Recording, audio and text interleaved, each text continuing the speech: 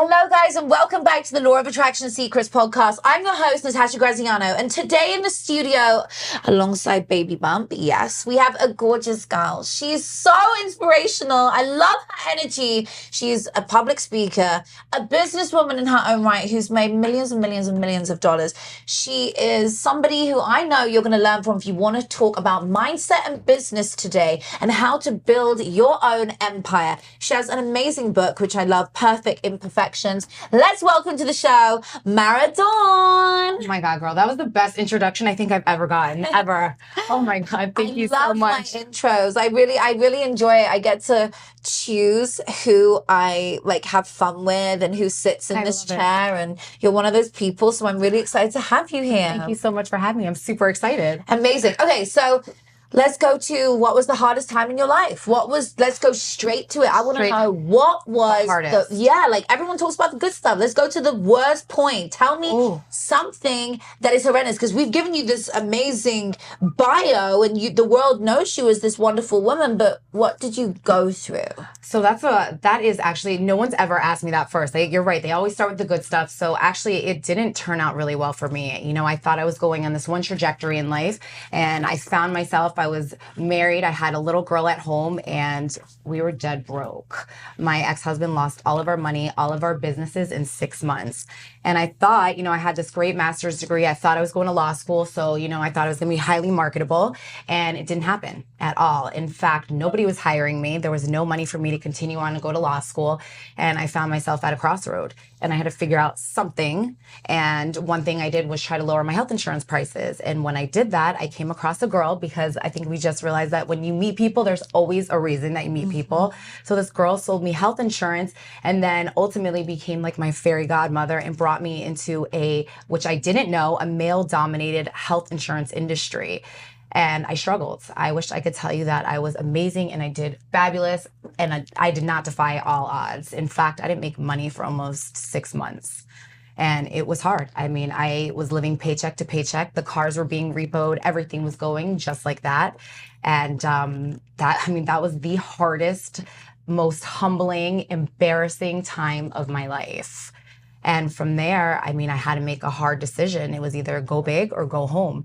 And I had to kind of put my ego to the side and really dive headfirst into this health insurance industry, because I never wanted to be a health insurance agent. I always thought I'd have like a cool Esquire in front of my name. I humbled myself and I went door to door selling health insurance. And finally, when I had this, what I call like an aha moment, I think everybody has one where you're like, oh my God, I finally get it.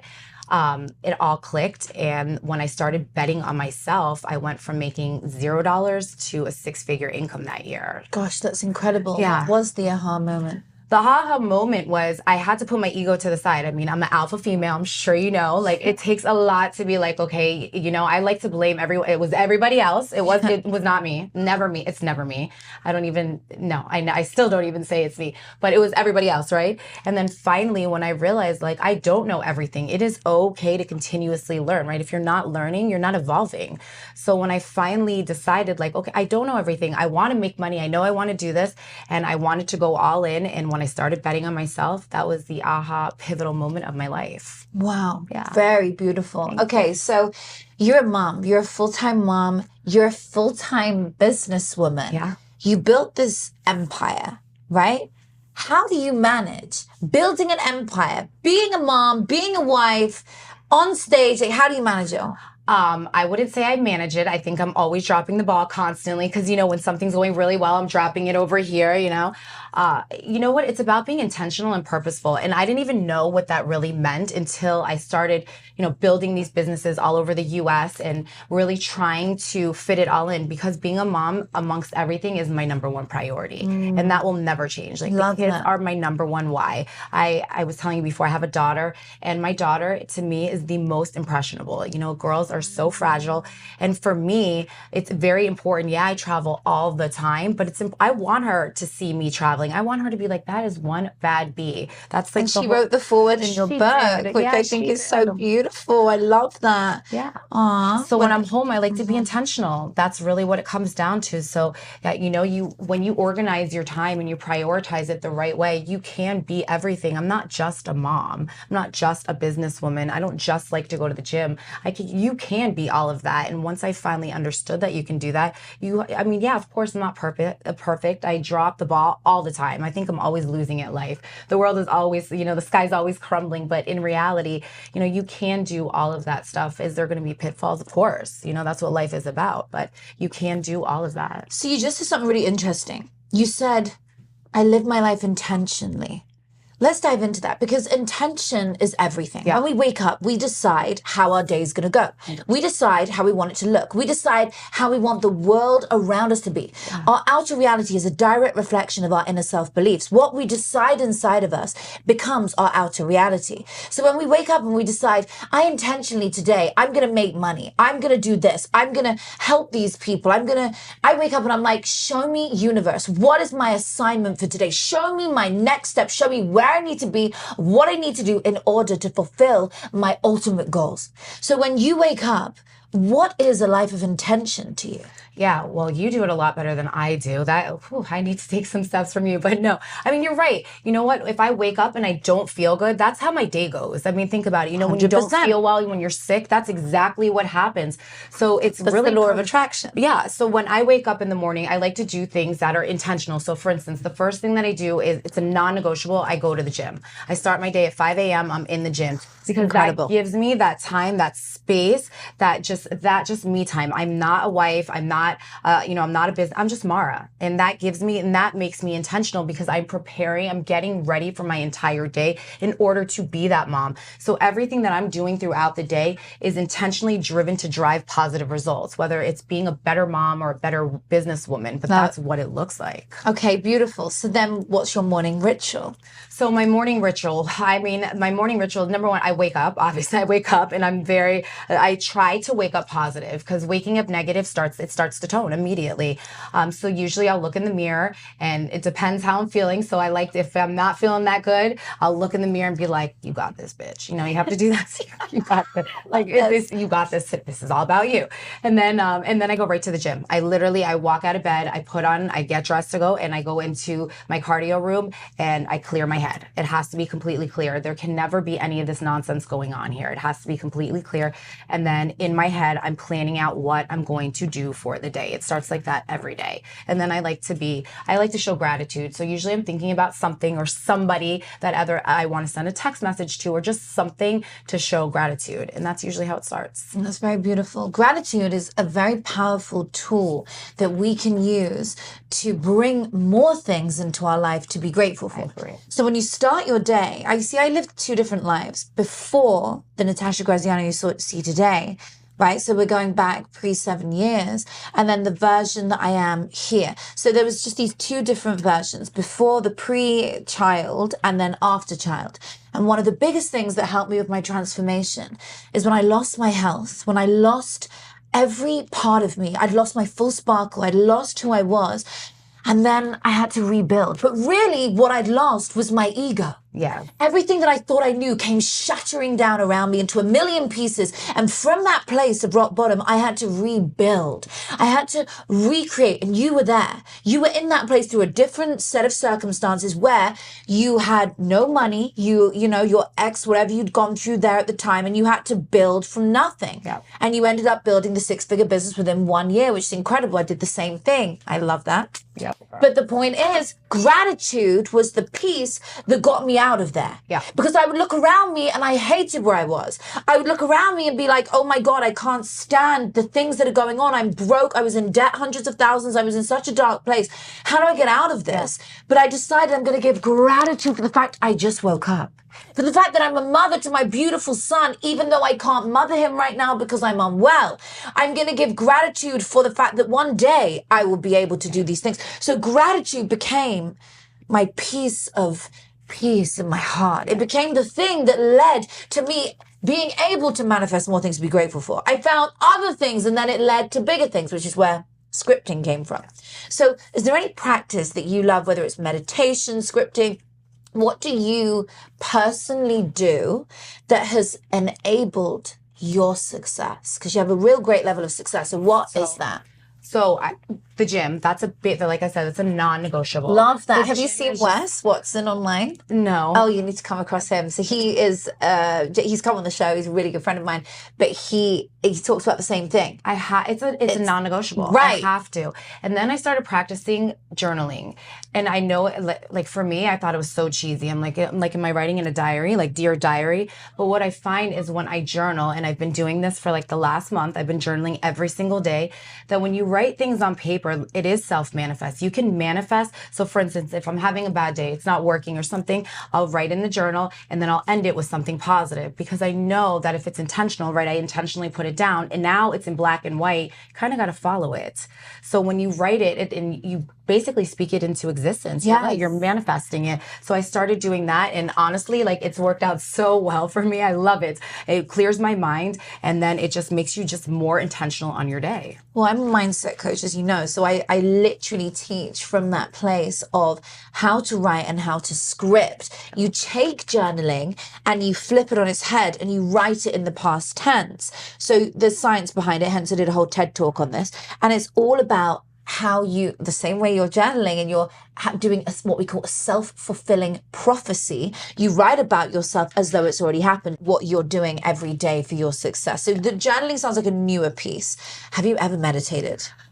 So I have a problem clearing my head and getting the noise out. I knew you were going to say that because you're like super fast paced, but that's okay because it means you haven't learned the right type of meditation. I do like to do yoga. I like yoga because you're already there. I do like the yoga, the hot yoga, because you're forced to listen to the dialogue. Yeah. So I do like to do yoga, but you know, as far as meditation, I can't turn the noise off. It's okay. So that's why I go to the gym every day, because then the noise kind of dissipates. And again, I'm just myself. I'm in the zone. Nothing else is mattering. I don't hear kids in the background. I don't hear my husband nagging. I don't hear anything. All I hear is me. I love that. I love that. Okay, well, that is your meditation. I was about to say there are different forms of meditation. So there's meditation where you're silence with no noise. There's meditation to music. There's meditation with guided voice. Yeah. And then there's moving meditation. And what you're doing is moving meditation. So you're going to the gym and you're actually meditating amidst your workout, amidst everything that you're doing. So that's beautiful. So you're doing it in your own way. I love that. Okay, if you could speak to your younger self, let's go back to maybe you're like a bit older than your daughter. Okay, so maybe quite a bit older than your daughter. Let's go back to just like I don't know, she's young. She's a young girl. And she's looking up at you and she's asking you for advice. And she's stuck. Because there's someone out there today who's listening to this and they are stuck. And they're like, what is the words of wisdom that you can give me today? What would they be? I would say, look, life is hard. Expect it. There's going to be pitfalls. There's going to be twists and turns. Unfortunately, it's not a straight path. You're going to go left. You're going to go right. But don't ever give up. Don't throw the towel in. Don't use, the things that knock you down. Use it not as a setback, but as a comeback. Use those as building blocks, as life lessons. And as long as you're learning from them, then they're not mistakes. They're life lessons. And just be aware that that's what life is going to bring you. But life is so beautiful. You can take those mishaps in life and literally be anything you want. Anything. And I believe that. I think you can do anything. If you want to walk on water, you can do it. I believe it. And I would say that to any young woman, to anybody. The worst critic is your own self. And you are usually the person that gets in your own way.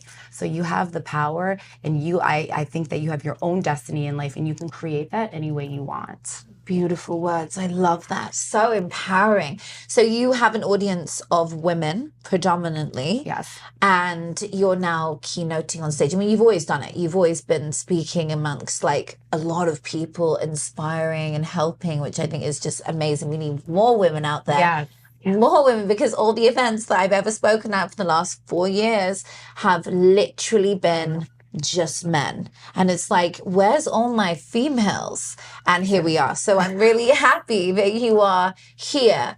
And you're using your voice. So what do you like to talk on? What are the things that somebody watching today can learn from you? Because they're going to go and follow you after this because of this next answer. I love that. So people ask me all the time, what are things that you do? And honestly, there is really nothing that special about me. The only thing that really differentiates me from anybody else that's successful is the intentional and purposeful part. So I created a 21-day challenge. Ooh. It's a whole challenge of easy methods, tasks that you do, like making your bed. People don't think that that's important. Super important. Sets the tone, right? It's a win for the day. But easy, there's 21 different cumulative challenges. So by the end of the 21 days, you'll have 21 purposeful and intentional tasks that you're going to incorporate in your daily routine in order to be more purposeful, intentional, and ultimately lead to success, whether it's personally or professionally. I love this. So, okay, is it for an entrepreneur? Is it for a corporate person? Who's it for? Anybody. Anyone that just wants to be more intentional and purposeful. I mean, anybody that wants to do it, they are literally,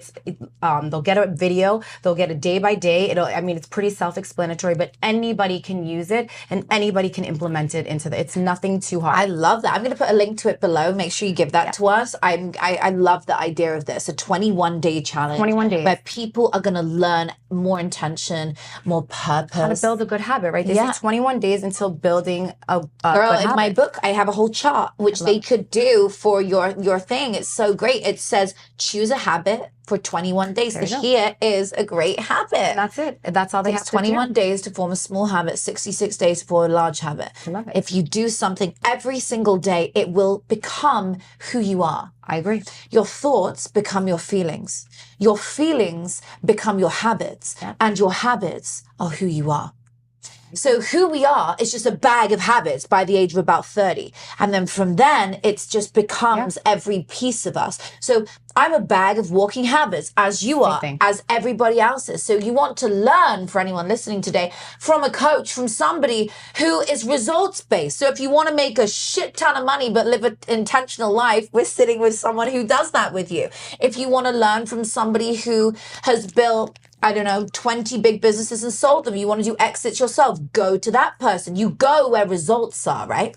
We need to follow the lead of someone who's already done it. So I say to people, if you want to blow up your name, you're sitting with the right person. If you want to learn about the mind and understand how to tap into the power of our mind, reprogram your subconscious mind and manifest crazy dreams from here, then that's what I coach them. But every single one of us has something different to offer. So true. So it's like building teams. How the fuck did you do that? That's incredible. You've got all these offices around America. That's exactly what you said. I'm not the sharpest tool in the shed. The only thing that I do is I take what works and I just make it better. I mean, why reinvent the wheel, right? If you want to make $1 million, what do? You sit by somebody that makes $1 million, right? If I want to be like you, what am I going to do? I'm going to do everything that you're doing in order to be like you. Right. The only difference is if you're going to be intentional with it or not. This is amazing. Let's talk about the team thing though, because I mean, like a woman running all these offices, I rate it so much, but how did you got had thousands of people underneath you at this point? Like, how are you dealing with all these teams? So because I worked hard. Well, you can throw humility out the window on this show. Right? I was like, because I have big boobs, and that was really the narrative forever. So funny. But no, that's not the truth. The truth is, I like people. I give a shit about people. Everyone who's listening to this on audio right now, who's on like Apple or Spotify, they're like, oh my God. I'm like, yeah, she's beautiful. While you guys go on YouTube and you'll be able to watch it properly. Well, that was the narrative, because I used to be the youngest and hottest. No, the only other person I think that's why I love you so much, because you're so like me. You're just so fucking honest. I know I'm unapologetic as fuck about who I am. I know, but it's so embarrassing. I own it. No, just be you. Oh, girl, you don't even know whatever. Tell me about the team. So you were this beautiful being, and I give a shit about people. That's what it is. I give a shit about people. I do want people to do better. I want that for them. So I've spent a lot of time understanding people. Not everybody is motivated by money. Not everybody. You have to figure out somebody's love language. And once you figure that out and people buy into you, that's all it is. It's a people-oriented business. And when people are bought into you, they'll do anything you want them to do. And in turn, when you are intentional with your time, you can build whatever you want. People want to be you, and that's part of it. You got to look good, right? That I know it sounds shitty, but that's the truth. When you look good, you feel good. When you feel good, you do good. So it starts with the way you look on the outside. When people see you look like a professional, they want to do what you're doing, right? I'm sure you get that all the time. So true. Well, I actually say to people, I did a whole video on this the other day. Confidence always beats looks. 100%. So it doesn't matter whether or not you're the most in your head, the most beautiful in the room. It's about whether you believe it. Yeah. So it's irrelevant whether it's true or not, it's whether you believe it. If you walk into the room and you're like, I'm gorgeous and I'm a millionaire, then guess what? You're going to attract people to you who are also millionaires, doing well and feel good. So you're right about that. Your presence and who you come across as, what you look like, how you show up every day reflects who you are. I could have shown up today in probably what I spend most of my day in, which is like comfortable, like I'm sure you do. And I do sometimes, by the way. I would have been so much happier. But, girl, and I literally do that. There are shows where I've come in like a massive denim jacket, like no makeup. But the point is, when we shine, we feel good. So I do it because I feel good. It's like I might wear heels a lot of the time because, like you, it makes me feel empowered. And taller. Yeah, I'm taller. Yeah, how tall are you? Short, small.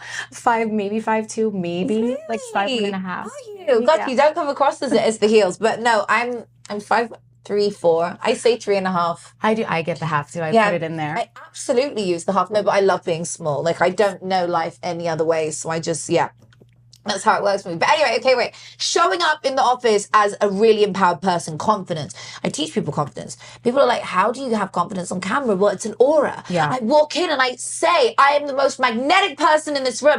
And I walk into a restaurant, every head turns. Even some of them know me, some of them don't. Even let's say we're in a city where they have no idea who I am. Heads will turn. I know it will be the same for you. Command presence. Because it's an energy that we give off. It's an aura. It's making us feel good. Yes. But you translate that really well into business. So how do you get people to be more magnetically drawn to you? Staying impeccable to your word. So whatever I say I'm going to do, I'm going to do. And I am unapologetically me. It's true. When I'm vulnerable, there's humility. I'm okay with that. I'm okay with saying I effed up. I'm okay with that. I'm also okay with being very authentic. That's a big part of who I am. It's okay to be raw and to be real. And when people see that side of you, they want to be a part of what you are. And then of course, like I said, it's being impeccable to your word. You have to deliver on what you say you're going to do. If you say you're going to show up at 9, you show up at 9. If you say you're going to be somewhere, you have to show up. And then of course it's bringing people in to make them feel like family. And that's what I did. I built my business just like that. I brought everyone in,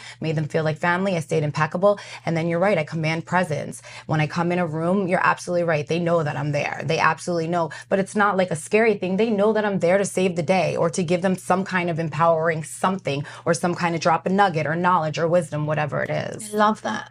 Okay, so you work in healthcare predominantly. Yep. And you are the regional... I'm the senior regional sales leader, yes. Wow. Oh my God. I don't even know what that means. So how many people are there, like, approximately under that? So area? Total over the last, so I've been doing it 15 years. So over the last 15 years, I probably have had well over 1,500, 2,000 people, then created tons of millionaires on top of that, and then emulated what I did. So created leaders. Millionaires? Yeah. That's amazing. Quite a few, yeah. So what's your, the $1 million routine? How does Mara make a millionaire? You make a millionaire by following. That's such a great line. I've given so many people lines like, did you read that? Yeah, that's so good. Right, go there. How does Mara make millionaires? I love that. Oh my God, I would totally buy that book. Yo, that's so good. You know what? It's a duplicatable system. It's the same thing. I'm in a people-oriented business. That's what it comes down to, right? And then people buy into you. So it starts with showing them. It's being purposeful. Again, it's writing down. Accountability. You have to hold people's feet to the fire. It's okay with having those tough conversations. And then high performers. If you're not a high performer, you're not going to make it. And you have to be okay with doing the work. I mean, sacrifice is a big word that I use. I said I have 3 kids. I'm on a plane every 8 to 10 days. So if you're willing to work hard, look, hard work's going to beat out talent any day of the week. I don't care how talented you are if you're not willing to work and do the grunt work. If you see me in my offices, I have no shame. I'll pick up stuff from the floor. If I need to move a dish and clean it, I will. Yeah, right? Because you have to. You can't. How can you expect somebody to do something that you're not willing to do yourself? So once like people get that system and they get that people look at these things and you show up for people and they know that, you can do anything you want. Love it. What's your motivation? What's like your driving? You talk about it a lot, but what's yours? Mine is, I mean, hands down, the cliche thing, but it's so true of my kids. That's 100%. No, it's beautiful. It's not, I'm not money motivated. That's not, I mean. Were you ever, let's go back in time, like you've built an amazing business, you're super successful, but what was your, before the children, what was the drive? Was it like, did you come from a really shit background? Like what was your driving force? So I lost my dad when I was really little. I lost it when I was 6 years old. And my mom is like, this is the baddest bitch I know. She has sacrificed her entire life for me. And my driving force was always to make my mom really happy and proud and to be able to help her buy a home, which I did do, and to be able to support her the same way that she has always supported me. So that, I mean, that is my driving force still, but initially it was my mom and then it transitioned to my kids. And for sure, my daughter, 100%, I want her to be a strong female. That is a big deal for me. I love that. I'm having a daughter and like we spoke about that before. Like I'm such a so excited about this. I feel like I have the person now who can go and do the similar things to mommy and like become like her. I love it. I just feel it's so in alignment. I love it. My boy, you have a boy too, right? I do. Having a boy, you're like, oh, they're the biggest mommy's boys. I love boys. Like, oh my God, my baby's so cute. Like just having a boy, that energy. So I'm excited to have a girl and a boy. I think it's like a nice. It is a yin and a yang. It's good. You got 2 boys? I have 2 boys and a girl. Yeah.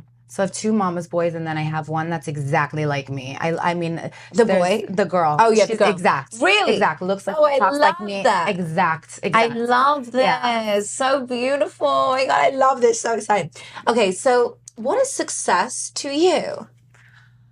So I think you're right. At first, for me, success was defined by money. It was for all of us, I think. Right, that's what we like, oh, they're successful, that means they're rich. Yeah, that's what I think. At first, that's what it means. But success is so much more than that. I think it's family. That's a big thing, right? Having a strong family. Family is a huge, huge, huge part of who I am. And I think it's helping others. Having all the success in the world is great, but it's not great if you can't share it and show other people how to be just as successful. 100%. So it's turned, I think different moments in my life, it turns, I think at different pivotal places, maybe different ages. So it's, for me right now, it's to inspire. So success, what that looks like at this very moment, at this time, is to give the voice to women, young women, getting out there and knowing that they can do anything that they want. And if I can empower young women to do that, I will feel successful. How do you measure success? Again, with money, then you can see like how much money you make, right? You can see it in the bank. That's a measurable way. For me right now, it's just touching as many lives as possible. I don't have an exact number. Maybe like in a year, I'll have more of a number. But I think right now, it's just getting that footprint in there and start getting more women on stage, right? Not having, when I go to conferences and I'm the only woman in there, maybe there's a few other ones. Women should just be as powerful and feel empowered like men. I know. Okay, talking about this, because this is really interesting. How do you as an alpha female hang your pants up at the door and have a successful marriage at the same time? Because obviously I'm an alpha female, so I'm going to give you my take on it after. But how do you're empowering, right? But you go in the house and you're like, bitch, move. Like, how do you, does he bait it to you? Or like, how do you go there? So, by the way, all your team's laughing so hard right now. So I'm literally so excited for this. So my husband manifested me. This sounds so crazy. I recruited he's going to kill me that I'm saying this publicly. Right. My husband, I recruited him. So I'm actually his boss. I recruited him. He wrote down everything about me before the interview, and I didn't interview him. That's the funniest part. So he gets into the business and he becomes my best friend. Like, that's how he gets in, as my best friend, literally. Like, he used to come with me everywhere. I called him baby boy. So embarrassing. But were you attracted to him when he was like? I don't even think I realized until there was like a pivotal, like we started to get closer and closer. And then he gave me the ultimatum. I was already divorced, and he was like, look, I'm going to be happy with or without you. What are you doing? And he's also alpha. And then we ended up getting, which I said I'd never get married again. I'd never have any more kids. I did. I got married and I had another kid. You have one with him? I have one with him. I have the little one with him. Yeah. And then we have this whole business together. So he's instrumental in my business. And when I get home, this might sound, because it kind of goes against everything that I believe, but I do think there are gender roles when you go home. I think that, a woman should it's not man the house, but I like being a mom. I like making sure there's food. When I leave, the kids do not Uber Eats. They have to eat what I make them. But you cook as well? I cook on Sunday. Only one day. Only one day. It's not that exciting. Oh my God. No, one day a week. They get the meal prep. I mean, I do a whole thing for them when I travel. Yeah. But I do think that is, as a woman and as someone that wants to show their husband and show, the kids, I do that. So when I go home, I'm just Mara, the wife. I'm not the alpha female. I try to boss him around. I definitely ask him to turn the air down and get me water in the middle of the night, and he does do that. Yeah. He does. But no, when I go home, he takes the reins. He definitely takes the reins in it. And so if he's like, we're doing this, you're like, okay, baby. He's not a planner, but when he puts his foot down, I know he'll give me enough rope to hang myself. But I already know. When he gives me the look, you're done, Mara. It doesn't matter. Shush. Now you're the wife, and I'm going to take over. Wow, that's the only way it works successfully. Because the question I get asked when I go on people's shows all the time is, how do you have a successful relationship as an alpha female? And I'm like, it's so interesting. So it's really beautiful to hear how you navigate that so well. You become the beta to him. You allow him, but you don't lose who you are. No, never. But it's just outside the door. It's just inside the home. You have, but this is why you have a happy, loving, harmonious relationship. And obviously nothing's perfect, but at least you're making it beautiful. And you have to understand that. No, because I definitely don't play. I used to be alpha, and then I make an alpha man become beta, and then they lose themselves. They're like, oh my God. I came in empowered. She's made me feel like a fucking mouse. And that doesn't work. No, it doesn't work in a relationship. So you have, as a woman, we have to go, okay, I need a real man to be like, I'm going to take the reins now. But that's when their level of success, I feel like for me personally, has to be the same. I agree. 5 steps. 10 steps, please, 100 steps higher. I agree. Because that way I have to respect you and listen, because you've made $1 billion and I haven't, or you've made $100 million and I haven't yet sold my company for that. So I have to respect the fact of where you are. Or I go for someone who's where I measure success as beneficial in the world, as known, whether they're a huge philanthropist, have a charity, or they're a well-known star. Baby daddy, I go for something that makes me measure it in a way of respect. I agree. Right? You have it's so important.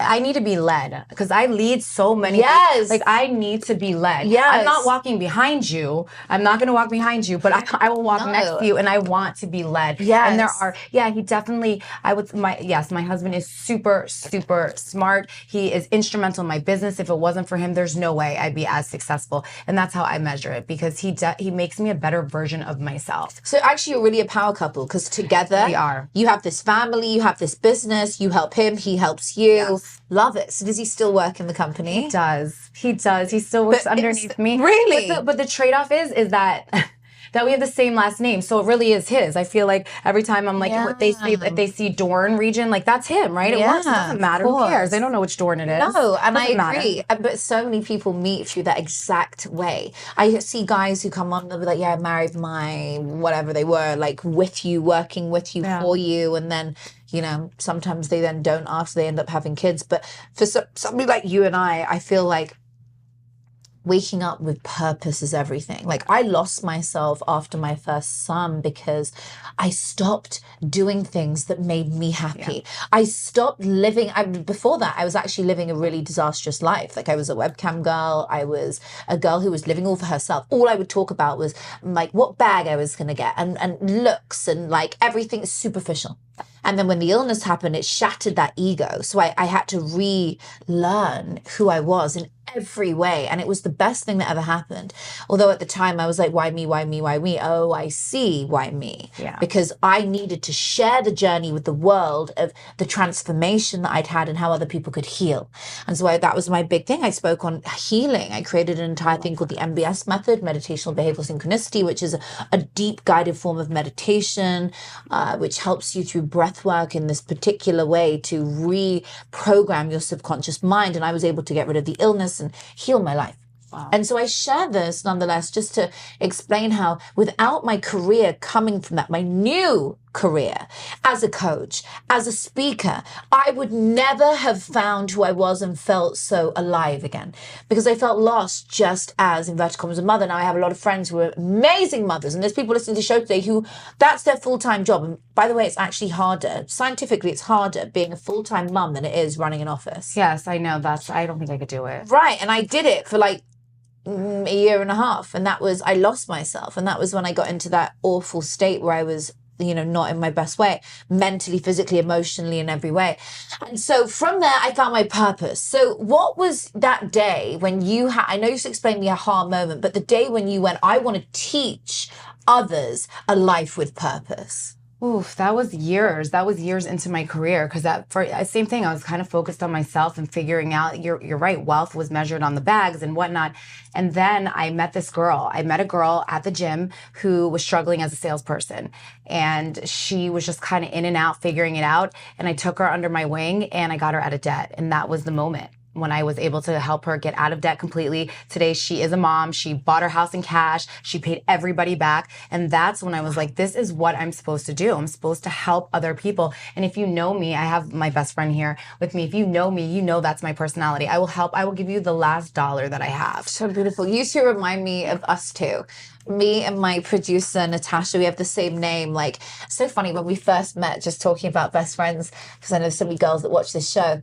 She had the same name. And I was like, wow. But then she showed me her star sign. And I was like, shit, I've been hurt by her sign before. And I was like, then I realized the craziest thing happened. Not only has she shown me that a Scorpio is the best female friend you can have, because they are so loyal to you. They will. That's what my husband is, a Scorpio. You got a Scorpio man? And I'm a Libra. Really? Oof. Yeah. I know about Scorpio men. We'll talk about that after. But basically, they're very passionate. But what happened was I realized, oh my God, like they will do anything for you. And then I realized all my other closest best friends are also Scorpios. I'm like, wow. Do you believe in star signs? I do. Yes, I do. Because I definitely emulate what a Libra is, for sure. 100%. You do look like a Libra. Oh, like there's traits they say about it, and I can feel like you're very elegant.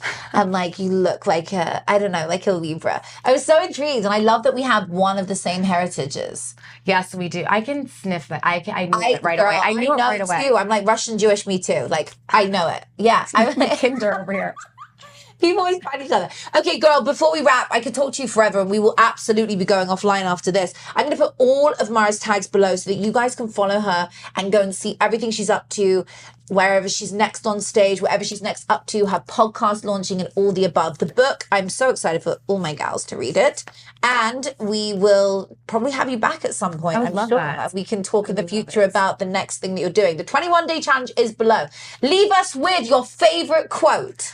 Oof. If not now, then when? If not you, then who? Woo! I love that. Oh my God. And well done on the spot, because I know when I give people that on the spot, they can sometimes be like, and then, you know, but you do very well. Beautiful. Thank you so much for coming today. I can't wait to see you again.